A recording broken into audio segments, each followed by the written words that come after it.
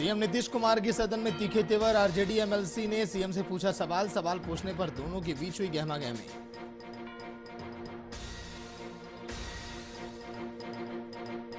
Budget सत्र में मुख्यमंत्री प्रश्नकाल नहीं चलने पर घमासान जारी। सत्ता पक्ष और विपक्ष आमने सामने। जनप्रतिनिधियों के सवालों से भागना चाहती है सरकार, विपक्ष का आरोप। किसानों के हित में बोले वित्त मंत्री रामेश्वर उरांव। पूर्ववर्ती सरकार की गिनाई खामियां, किसानों की समस्याओं का किया जाए समाधान।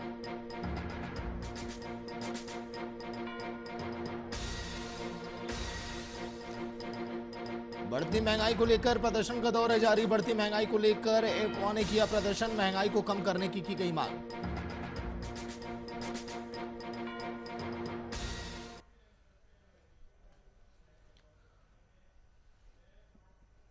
नमस्कार, वीआईपी न्यूज आप देख रहे हैं। मैं आपके साथ सागर मिश्रा। झारखंड विधानसभा के 5वें सत्र के दौरान किसी न किसी वजह से पक्ष और विपक्ष के बीच प्रतिरोध जारी है। झारखंड विधानसभा के बजट सत्र में मुख्यमंत्री प्रश्नकाल नहीं चलने के मामले को लेकर सत्ता पक्ष और विपक्ष इस पर सवाल खड़े किए। मुख्यमंत्री प्रश्नकाल नहीं चलने के कारण सत्ता पक्ष का कहना है कि कोरोना इसकी वजह है, लेकिन असली वजह आप देखिए रिपोर्ट में।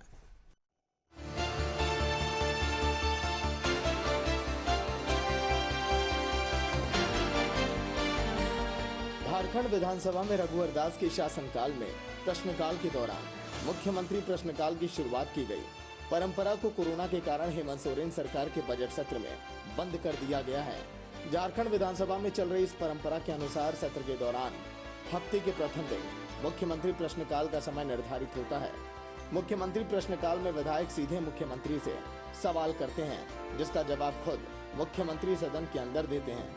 लेकिन हेमंत सोरेन सरकार के दूसरे बजट सत्र में मुख्यमंत्री प्रश्नकाल को विलोपित कर दिया गया है। विपक्षी विधायकों का यह आरोप है कि मुख्यमंत्री जनता के सवालों से बचना चाहते हैं, लिहाजा लगातार दूसरे सप्ताह भी सोमवार को होने वाले मुख्यमंत्री प्रश्नकाल को विलोपित कर दिया गया है। मुख्यमंत्री नहीं चाहते कि जनता से जुड़े मुद्दे उठें और मुख्यमंत्री उन सवालों का जवाब दें। मुख्यमंत्री प्रश्नकाल हो, चाहे जन संवाद जो पिछली सरकार में चालू प्रारंभ किया था, हर महीने के आखिरी तारीख को मुख्यमंत्री खुद पूरे राज्य के सरकार का, जो राज्य की जनता का जन संवाद लेते थे। आप जाकर के जन संवाद केंद्रों का पता करके देख लीजिए, अभी अमूमन पर डे 1 से 2 मामले भी निपटाए नहीं जा रहे हैं। एक महीने में 2-3 मामले भी निपटाए नहीं जा रहे। मतलब क्या है, इसका मैसेज क्या है कि राज्य की सरकार का मुखिया खुद जनता के सवालों से भागना चाहता है और सिर्फ अपनी बातों को रखना चाहता है, जनता के सवालों को एड्रेस नहीं करना चाहता है। सरकार सवाल से भाग रही है और लगातार 2 सोमवार मुख्यमंत्री प्रश्नकाल का नहीं होना इस बात का प्रमाण है कि सरकार जनता के सवालों से भाग रही है, विधायकों के सवालों से भाग रही है। मुख्यमंत्री प्रश्नकाल को लेकर जारी हंगामे के बीच विपक्ष सरकार को इस मुद्दे पर घेर रहा है, तो सत्ता पक्ष सीएम के बचाव में दिख रही है। सत्ता पक्ष के विधायकों के अनुसार कोरोना के कारण इस व्यवस्था को बंद किया गया है, जिसे बाद के सत्र में शुरू किया जाएगा। काल आपको वैश्विक महामारी में बंद हुआ है, प्रधानमंत्री प्रश्नकाल भी लोकसभा में वैश्विक महामारी में बंद हुआ है। इसमें गलत क्या है? कोविड को देखते हुए अगर कुछ चीजों को बदलाव किया जा रहा है तो हम वही बदलाव कर रहे हैं जो लोकसभा में भी हुआ है। बस फर्क है कि इनको प्रधानमंत्री जी की गलती दिखाई नहीं देती है, मुख्यमंत्री जी को टारगेट करने के लिए आ जाते हैं। सदन में मुख्यमंत्री मौजूद रहते हैं। हमको लगता है जितने अधिक हेमंत जी मुख्यमंत्री के नाते सदन में रहते हैं, आज तक मैंने किसी मुख्यमंत्री को इतना अधिक सदन में उपस्थित नहीं देखा। और छोटी छोटी बातों पर भी उठ करके एक एक विधायकों के प्रश्नों का उत्तर देने का प्रयास करते हैं, उन्हें संतुष्ट करने का प्रयास करते हैं। यानी सजग रहते हैं, तभी तो सारी चीज़ों को देखते हैं, सुनते हैं। और मुख्यमंत्री प्रश्नकाल नहीं होना कोई चीज़ नहीं है। हमें लगता है कि आगे इस पर विचार होगा। मुख्यमंत्री से जब कार्य मंत्री नाम पर इस पर विचार हुई थी तो बोला कि अगर कार्य मंत्री पुनः विचार करेगी तो हम उत्तर देने से कोई घबराते नहीं है। संसदीय कार्य मंत्री ने जवाब दे दिया है कि मुख्यमंत्री प्रश्नकाल कुछ बाध्यताएं हैं, कोविड को लेकर भी और भी तरह की कुछ बाध्यताएं, और बहुत जल्द, अभी सेशन खत्म नहीं हुआ मुख्यमंत्री, और अभी लंबा समय चलना है। मुख्यमंत्री प्रश्नकाल के माध्यम से सदन में सत्ता पक्ष या विपक्ष के विधायक जनता से जुड़े सवालों पर मुख्यमंत्री का जवाब सुनते हैं और सदन के माध्यम से उसे पूरा होने का भरोसा लेते हैं। लेकिन बीते कुछ सत्रों में जिस तरह सदन हंगामे की भीड़ चढ़ा जा रहा है, ऐसे में मुख्यमंत्री प्रश्नकाल को लेकर विपक्ष का सवाल उठाना तर्कसंगत नहीं दिखाई पड़ता। रांची से सहयोगी अभिनव के साथ ब्यूरो चीफ राजीव रंजन की रिपोर्ट।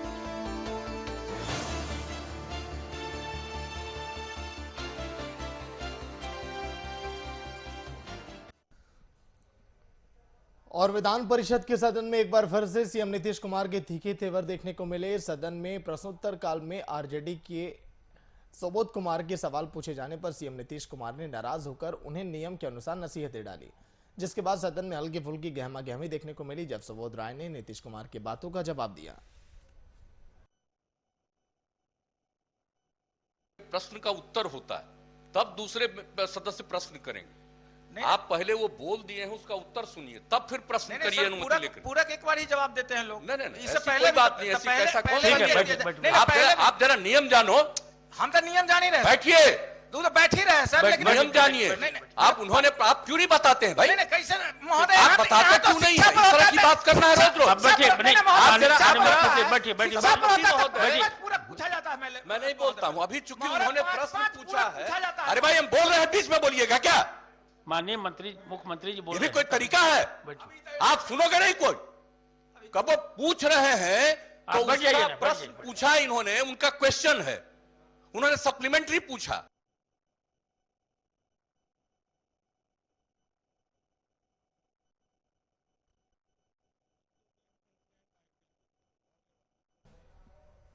अंतर्राष्ट्रीय महिला दिवस के अवसर पर राजधानी रांची से जेएमएम कार्यालय में महिला मोर्चा की ओर से कार्यक्रम का आयोजन किया गया। इस कार्यक्रम की अध्यक्षता महिला मोर्चा की अध्यक्ष महुआ मांझी ने की। वहीं मुख्य अतिथि के रूप में सूबे के सीएम हेमंत सोरेन शामिल हुए और कार्यक्रम में राज्य के तमाम जिलाध्यक्ष और महिला कार्यकर्ता शामिल हुई। कार्यक्रम में कोरोना संक्रमण काल में बेहतर कार्य करने के लिए कई महिलाओं को सम्मानित भी किया गया।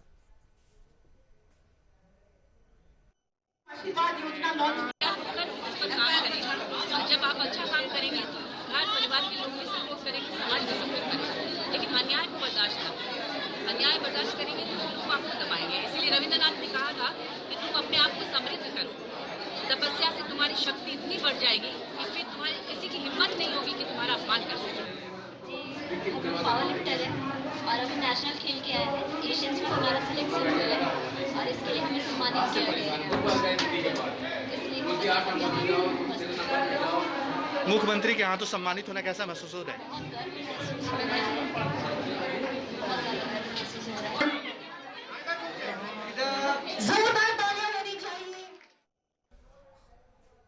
झारखंड के 3 मेडिकल कॉलेज दुमका, हजारीबाग और पलामू में नामांकन पर लगी रोक पर राज्य के स्वास्थ्य मंत्री बन्ना गुप्ता ने मीडिया के सामने बयान दिया। नेशनल मेडिकल काउंसिल की प्रोटोकॉल को फुलफिल नहीं करने के कारण एडमिशन पर रोक लगाई गई थी और बकायदा एनएमसी की ओर से सरकार को लेटर भी दिया गया था। ऐसे में सरकार ने भी लेटर जारी करते हुए रिक्वेस्ट की थी कि बच्चों के एडमिशन की प्रक्रिया शुरू करने की इजाजत दी जाए, लेकिन वो हो नहीं पाई। रद्द कर रही है जो नेशनल मेडिकल काउंसिल ने जो मान्यता रद्द की है। आप उनसे पूछिए ना, जिन लोगों ने उसको बना दिया और उसका उद्घाटन भी करा दिया, उन लोगों से सवाल पूछिए। और क्यों ऐसी बेमनस्यता भी किस लिए होती है? जो फेडरल गवर्नमेंट में ऐसी क्या बेमनस्यता है भाई कि जो आप जो है हमसे वैचारिक मतांतर होना, हम इसको इनकार नहीं करते हैं कि स्वस्थ लोकतंत्र में वैचारिक मतांतर होना स्वस्थ लोकतंत्र की पहचान है। हो सकता है कि केंद्र की सरकार और राज्य की सरकार अलग अलग पार्टियों की है तो वैचारिक मतांतर हो सकते हैं, लेकिन वैचारिक मतांतर होने के बावजूद भी राज्य हित, देश हित में फेडरल गवर्नमेंट एक दूसरे के सहयोगी साथी के रूप में काम करती है। अब इनको हमारे बच्चों से क्या इतनी चिढ़ थी कि जो हमारे बच्चों के भविष्य के साथ इन्होंने जो है खिलवाड़ किया। रद्द कर रही है जो नेशनल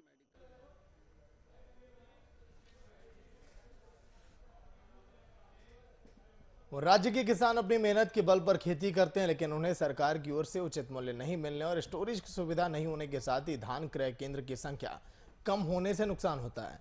वहीं इस मुद्दे पर सरकार के वित्त मंत्री डॉक्टर रामेश्वर उरांव ने पूर्ववर्ती सरकार की खामियां गिना दी। साथ ही कहा कि वर्तमान सरकार इस विषय को लेकर चिंतित है, समय आने पर सारी चीजें व्यवस्थित की जाएंगी। किसके समय में धान की उपज सबसे ज्यादा अभी तक हुई? किस सरकार के समय बताइए? तो उस सरकार का प्रदर्शन खराब होगा। अभी तक राज्य में सबसे ज्यादा धान की उपज इस साल गठबंधन की सरकार के समय हुई है कि नहीं हुई है? होने से क्या हो रहा है सर? धान क्रय केंद्र खोलेंगे तभी तो किसान। क्रय केंद्र खुले हुए हैं, प्रारंभिक कुछ कठिनाइयां होती हैं, राइस मिल नहीं है, अब पिछली सरकार ने गोडाउन नहीं बनाया, अब एक दिन तक गोडाउन नहीं बना देंगे हम, लेकिन हम बढ़ा रहे हैं। अगले साल देखिएगा कि प्रारंभिक कठिनाइयाँ दूर हो जाएंगी और पूरी स्मूथली चलेगा धान। अभी धान का अभी लक्ष्य के पहुँचने जा रहे हैं, 31 मार्च हुआ नहीं है, लेकिन जो लक्ष्य हमारा था वो पहुँचने जा रहे हैं। कई किसानों का सब धान जो है घर पे ही पड़ा हुआ है, हम कहाँ करें, हम तो राज्य में 111वें अंतर्राष्ट्रीय महिला दिवस के अवसर पर एपवा ने महिलाओं के संघर्षों को याद किया और वर्तमान समय पर बढ़ती महंगाई, जिसमें पेट्रोल, डीजल, रसोई गैस और खाद्य पदार्थ जो प्रमुख रूप से घरेलू महिलाओं को प्रभावित करती है, इन सब की दरों में कटौती किए जाने की मांग की। साथ ही इन लोगों ने माइक्रो फाइनेंस के कर्ज में डूबी महिलाओं के कर्ज माफी, बलात्कारियों को कड़ी सजा और महिला सुरक्षा की गारंटी की मांग की गई।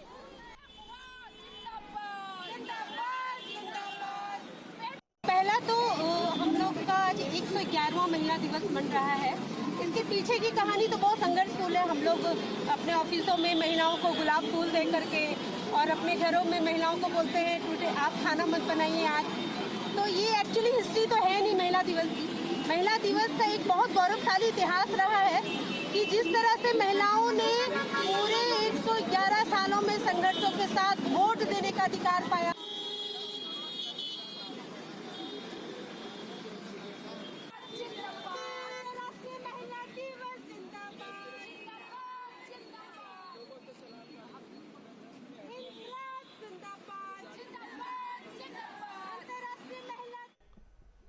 स्वच्छ निर्मल गंगा और जलीय जीव संरक्षण के अंतर्गत ज्ञानवर्धक सेमिनार का आयोजन किया गया। इस कार्यक्रम का आयोजन साहिबगंज जिले के बिजली घाट पर किया गया। इस मौके पर जिले के उपायुक्त रामनिवास यादव, डीएफओ मनीष तिवारी समेत कई लोग वहां पर मौजूद रहे।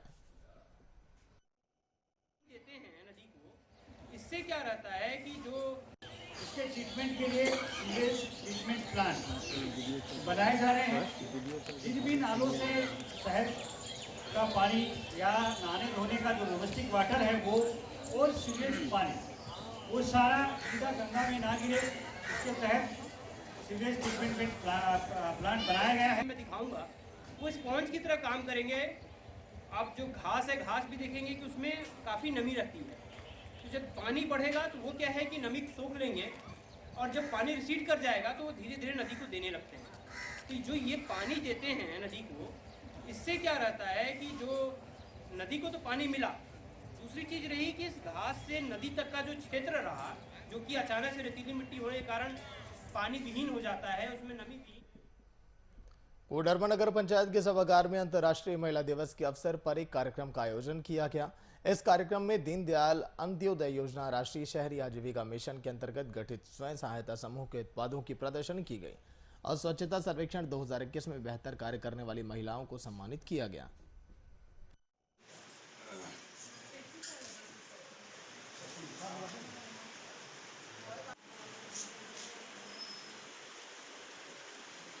आज के समय में महिलाएं जो है हर क्षेत्र में अग्रणी भूमिका और सराहनीय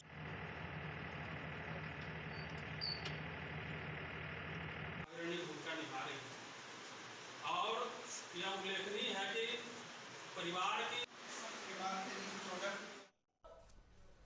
अंतर्राष्ट्रीय महिला दिवस के अवसर पर सीतामढ़ी जिले की महिला जिलाधिकारी अभिलाषा कुमारी शर्मा के साथ कई वरीय अधिकारियों ने कोविड-19 के टीके लिए।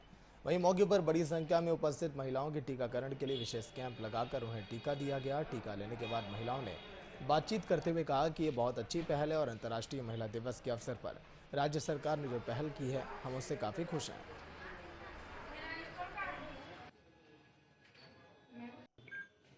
आज अंतर्राष्ट्रीय महिला दिवस पे कोविड-19 वैक्सीनेशन कार्यक्रम महिलाओं के लिए किया गया है। आज पूरे जिला में महिलाओं को कोविड वैक्सीनेशन का टीका लगेगा। आज मैंने भी दूसरा शॉट लिया है कोविड-19 वैक्सीनेशन का। मेरी यह अपील है कि ज़्यादा से ज़्यादा महिलाएं आज कैंप में पहुंचे एवं कोविड वैक्सीनेशन का लाभ उठाएं। इसमें कोई भी साइड इफेक्ट नहीं है और पूरे तरह से ये सुरक्षित है।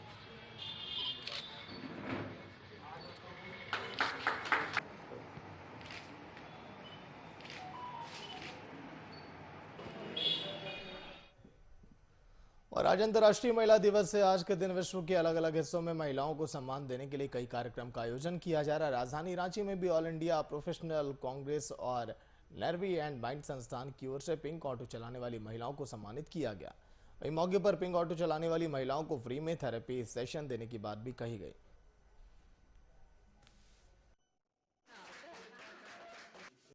सभी महिलाओं को शुभकामना देना चाहता हूं। महात्मा गांधी भी कहते थे, मजबूत समाज अगर बनाना हो तो महिलाओं का सशक्त होना ज़रूरी है, और महिलाएं ईश्वर की एक अनूठी रचना है, उनके बिना हमारा वजूद नहीं है। किसी ने ठीक ही कहा है, नारी में शक्ति अपार है, नारी से ही सृष्टि का आधार है। इज्जत करो हर एक नारी का, क्योंकि नारी से ही नर का जीवन का पूरा सार है। तो आज नर्व एंड माइंड टीम के द्वारा महिलाओं को सम्मानित किया गया, और साथ ही साथ प्रोफेशनल कांग्रेस आने वाले समय में सेल्फ डिफेंस कैंप भी चलाएगा, महिलाओं को जागरूक करेगा।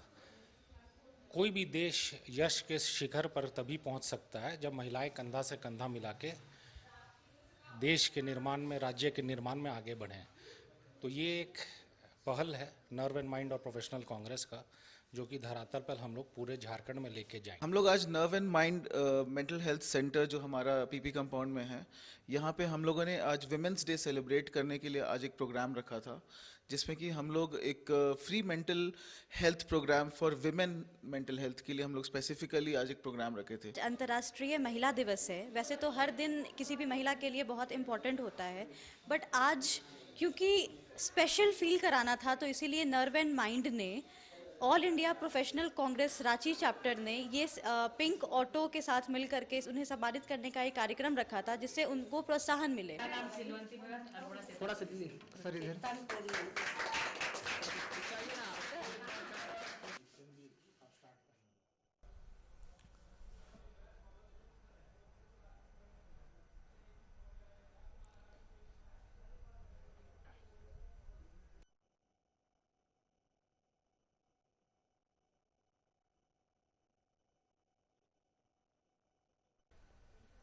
आज महिलाएं सभी क्षेत्रों में पुरुषों से कंधा मिलाकर चल रही हैं। उन्हीं में से एक है ऑटो ड्राइविंग का क्षेत्र, जहां महिलाएं भी अपनी भागीदारी निभा रही हैं। ऐसी एक पिंक ऑटो चलाने वाली महिलाओं से खास बातचीत की है हमारी संवाददाता खुशबू राय ने। देखिए आप। 21st सेंचुरी में जी रहे हैं हम, और इस टाइम पर महिलाएं जो हैं वो पुरुष के साथ कंधे से कंधा मिलाकर चल रही है। हम सब जानते हैं, कोई भी क्षेत्र हो, कैसा भी क्षेत्र हो, जहां पहले सिर्फ पुरुष हुआ करते थे, आज वहां महिलाएं भी हैं। चाहे हम हवाई जहाज उड़ाने की बात करें या फिर ट्रेन चलाने की, आज महिलाएं हर जगह अपना परचम लहरा रही हैं। एक समूह है जिसको हम बोलते हैं पिंक ऑटो ड्राइवर। ये वो महिलाएं हैं जो कि महिलाओं के लिए ये सर्विस प्रोवाइड करती हैं। आइए मिलते हैं उनसे और जानते हैं कि उनका क्या कुछ कहना है। सबसे पहले तो आपका बहुत बहुत स्वागत है हमारे इस न्यूज़ चैनल में। आप हमें अपना नाम बताइए। सुमन देवी। सुमन जी, पिंक ऑटो चलाने का ये जो आया आपके दिमाग में, ये कैसे आया? दिमाग में तो पहले ही लोग निकली तो उसको देख के हमको बहुत खुशी होने लगा, और हम भी सोच रहे थे कि इसका देखा देखी हम भी कोशिश करें और कम समय में सीखे, अधूरा सीखे, और रोड में उतर के चलने लगे। बहुत डर रहे थे और फिर हिम्मत करके चलने लगे। जैसे कि अगर हम देखें तो आप इधर पिंक ऑटो भी चलाती है, आप गृहिणी भी हैं, तो इन दोनों के बीच में आप किस तरीके से बैलेंस बना पाती है? कि आपको कोई प्रॉब्लम्स जो होता है वो प्रॉब्लम्स सामना करना पड़ता है? अगर हाँ, तो वो किस तरह के प्रॉब्लम्स होते हैं? घर में तो मेरा आदमी नहीं है, तो घर में सब काम उम करके टाइम निकाल के आते हैं गाड़ी चलाने। बच्चा सबका सब खाना पीना बना के सब चीज़ करके उसके बाद थोड़ा टाइम मिलता है तो आते हैं। अभी मेरा बहू का पोता हुआ है ना, तो उसको सेवा करने में ज़्यादा टाइम देते हैं, और 12-1 बजे आते हैं, शाम को चल जाते हैं। चलिए जुड़ते हैं और कुछ लोगों से। सबसे पहले आप बताइए कि आपका नाम क्या है? मेरा हीरा देवी। हीरा जी, आप बताइए कि जैसे बेसिकली पहले होता था कि ऑटो जो है वो सिर्फ पुरुष ही चलाते थे, अब महिलाएं भी चलाती हैं, तो आपको कभी रोड पर उस तरह की कोई परेशानी हुई? क्योंकि पुरुषों को अगर देखा जाए तो ऐसी कोई परेशानियों का सामना नहीं करना पड़ता है, तो आपका क्या कहना है इस पर? इसमें हम लोग को शुरू में बहुत दिक्कत हुआ। हम लोग तो शुरू में बोला, संजय साहू जो बोला हम लोग को ऑटो ट्रेनिंग होगा, जो हम लोग को जो ट्रेनिंग दिए हैं, तो हम लोग बोले भैया हम लोग से नहीं हो पाएगा। तो भैया बोले नहीं, महिला लोग भी कुछ कर सकते हैं। इतना इतना कहीं कहीं कुछ मतलब महिला लोग का इतना बलात्कार आ रहा है, कहीं छेड़छाड़ और लड़की लोगों को, कॉलेज वाली लोग को, इसके चलते हम लोग को संजय भैया बोला गया। तो संजय भैया को हम लोग बोले, हम लोग तो महिला समिति पहले में घर ही में रहते थे, कहीं नहीं जाते थे, उसी में ही बोला। तो हम लोग बोले भैया नहीं हो पाएगा, तो हम लोग बोला नहीं हो पाएगा। तो हम लोग 6 महिला गए हैं, यहाँ से ले गया हम लोग कारगोड़ा से रिंग रोड ले गया। उसी दिन हम लोग को पलटी हो गया, एक्सीडेंट हो गया। मतलब वो ऊंचाई था नदी का थोड़ा सा, ये में रिबैटरमेंट रुक गया, नहीं तो हम लोग उस दिन जो ट्रेनिंग करा रहा था उसी का हाथ टूट गया और दीदी लोग को चोट भी लगा। तो हम लोग उस दिन तभी हिम्मत हार गए हैं, हम लोग को नहीं हो पाएगा। लेकिन संजय साहू हम लोग को बहुत हिम्मत दिए हैं, तब तो हम लोग आगे बढ़े हैं। अच्छा, रोड पर जैसे गाड़ियां चलाती हैं आप, तो बेसिकली हम देखते हैं कि ईवी टीजिंग, वो छेड़छाड़ का जो मामला रहता है वो लड़कियों के साथ अक्सर देखने को मिलता है। क्या आपको कभी इस तरह की कोई परेशानियों का सामना करना पड़ा? अभी तक नहीं हुआ है वैसे, हम लोग खुद उन लोग को झेल लेते हैं। कुछ भी बोलता है तो उसका जवाब दे देते हैं। बोलते थे खुद तेरा माँ बहन नहीं है घर में जो हम मुझे इतना गाली दे रहे हो, तुम ही उसको माँ बहन को, तुम्हारे माँ बहन को गाली दे दो बस। अच्छा, और अगर मैं आपसे एक और क्वेश्चन पूछूं कि क्या आपके परिवार जो है इस चीज़ को लेकर के वो आपको सपोर्ट करते हैं, तो आप इस पर क्या बोलेंगे? हमको बहुत सपोर्ट मिला है, मेरा हस्बैंड बहुत सपोर्ट किए हैं। 2 बच्चे हैं, दोनों बच्चा को हम ऑटो में ही लेके पाल के बड़ा किए हैं। आज अंतर्राष्ट्रीय महिला दिवस है, उस पर अगर मैं बोलूं कि आप सभी महिलाओं के लिए एक मैसेज दे, तो आप क्या बोलना चाहेंगी? देना चाहिए एक मैसेज, एक बात जो उनको आप बोलना चाहेंगे कि हाँ, महिला को सशक्त होना चाहिए, महिला को हर चीज़ में आगे बढ़नी चाहिए, तो उस चीज़ को लेकर के आप एक मैसेज, एक लोगों को एक बात बताएं, एक बात बोले जो आप, जिससे वो आगे बढ़े। आज महिला दिवस है, सब महिला को आगे बढ़ना चाहिए, कोई नीचे नहीं रहना चाहिए, मेरा ये कहना है। तो ये थी हमारे साथ पिंक ऑटो के कुछ ड्राइवर्स, जिन्होंने शेयर की अपनी एक्सपीरियंस को कि किस तरीके से वो यहाँ तक पहुँची है। तो फिलहाल आप सबको वीआईपी न्यूज़ के तरफ से अंतर्राष्ट्रीय महिला दिवस की ढेर सारी शुभकामनाएं। नमस्कार। और बिहार की राजधानी पटना में लगातार अपराधियों का आतंक देखा जा रहा है, जहां पर अपराधियों का मनोबल अब सर चढ़कर बोल रहा है। अपराधी बड़े ही आराम से आपराधिक घटनाओं को अंजाम दे रहे हैं और फरार हो जा रहे हैं। पुलिस के दावे फेल होते नजर आ रहे हैं। ताजा मामला पटना के कदमकुआं थाना क्षेत्र के काजीपुर इलाके का है, जहां पीछा कर रहे लोगों पर अपराधियों ने गोलीबारी कर दी। इसी दौरान रास्ते से गुजर रही एक महिला को गोली लग गई। भाग रहे अपराधियों ने पिस्टल के बल पर बाइक लूटकर फरार हो गए। चौंकाने वाली बात तो यह है कि घटनास्थल से थाना चौकी के महज कुछ कदम की दूरी पर गोली की आवाज सुनते ही चौकी के पुलिसकर्मी पहुंचे। अपराधियों ने उन पर गोलियां चला दी, भागने में सफल रहे। बहरहाल घटना के बाद इलाके में दहशत का माहौल है। पुलिस मामले की जांच में जुटी है। आगे बढ़ रहा है ना, ऐसे करके चला दी। ये दुकान के पास से गोली चलाया है। देखिए आगे नौरतिया, वो डरते डरते, अब देखिए वो देख रही नौरतिया, देख भी रही है। देखो ये मार दे रहे हैं। अरे बाप रे बाप, बच गए नसीब से। जहाँ का मौका मिला वहीं चिपका दिए। और प्रदेश में महिलाओं पर अपराध लगातार जारी है। इसको लेकर विपक्ष की पार्टियां लगातार हावी रहती हैं। जन अधिकार पार्टी की महिला प्रकोष्ठ की राष्ट्रीय अध्यक्ष रानी चौबे ने कहा कि राज्य सरकार महिलाओं के सम्मान और अधिकारों की रक्षा करने में विफल है। बिहार में महिलाओं की आवाज को बुलंद करने, उनके हक के लिए जाप अब लड़ाई अब लड़ेगी।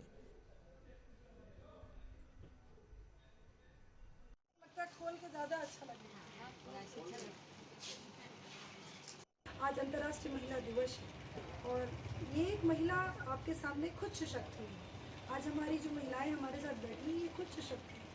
महिलाओं को सशक्त आप क्या करेंगे, लेकिन हाँ, जो पॉलिसी मेकिंग में है, जो प्रोटोकॉल्स है महिलाओं के लिए, उसमें ही आप कर दें, ये बहुत बड़ी बात है। हम अपनी लड़ाई शुरू से लड़ते आ रहे हैं। कहीं ना कहीं आज 21वीं सदी की हम नारी हैं।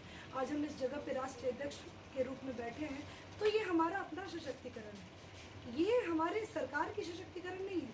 आज हमने युद्ध स्तर पे अपनी लड़ाई लड़ी, तो हमारे विधानसभा में कहीं ना कहीं महिलाओं को बिल्कुल जगह मिलना चाहिए। और मैं कहती हूँ कि 33% से कुछ नहीं होगा, 50% की भागीदारी हो। लोग है, लाइक मान लीजिए कि अगर कोई महिला, कोई डिवोर्सी है, कोई विडो है, या कोई ऐसे आर्थिक रूप से तंगी में, या उस घरेलू। जिलाधिकारी प्रणव कुमार ने कलेक्ट्रेट परिसर में हरी झंडी दिखाकर काला जत्था और प्रचार रथ को रवाना किया। आपको बता दें कि ये उत्सव तकरीबन 12 दिनों तक चलेगा, जो आज यानी 8 मार्च से लेकर 20 मार्च तक मनाया जाएगा। बाहर नहीं रहे, इसके लिए